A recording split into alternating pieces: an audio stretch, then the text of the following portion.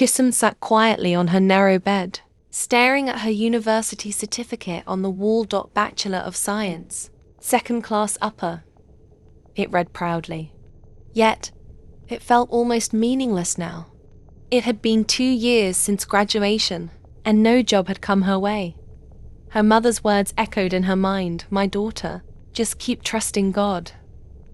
Grace will speak for you one day." But it was hard. Her friends were getting jobs. Some were traveling abroad, and others were starting businesses. Meanwhile, she kept submitting applications and attending interviews that ended with the same cold words, "We'll get back to you." One night, feeling completely defeated, Chisom knelt by her bed and prayed through tears, "Lord, I've done my part. If your grace is truly enough, let it speak for me. I surrender everything to you." A week later, while volunteering to help at a local youth church program, Chisom met an older woman named Mrs. Aneen, who was invited as a guest speaker. Chisom didn't know who she was. She just helped carry her bag, smiled, and offered her a seat. During their short conversation, Mrs. Aneen asked, "You seem so passionate and respectful.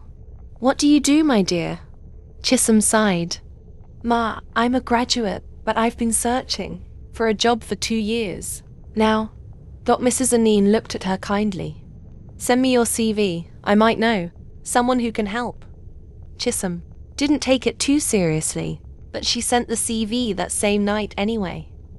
2 weeks later, Chisom received a call. "Hello, am I speaking with Miss Chisom Nwado? You've been shortlisted for an interview at Grace Tech Industries. Can you come tomorrow?" Her heart raced. She didn't remember applying there, but she said yes immediately. The next day, when she arrived for the interview, she discovered that Mrs. Aneen was the company's HR director. Mrs. Aneen smiled warmly. "I've read your CV and spoken with the CEO. You don't even need to go through the interview. Your character spoke louder than your credentials. Welcome to Grace Tech, Chisom." Chisom burst into tears.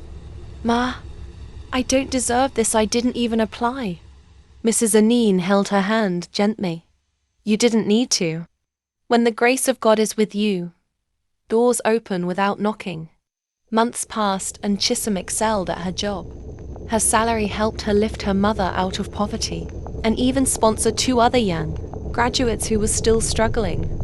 One Sunday, during testimony time in church, she stood before the congregation and said, "When I was tired and ready to give up, God reminded me that His grace is not about effort but about favor.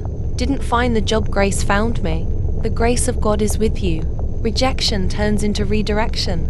Delay becomes preparation. And ordinary people rise to extraordinary places. The church erupted in praise.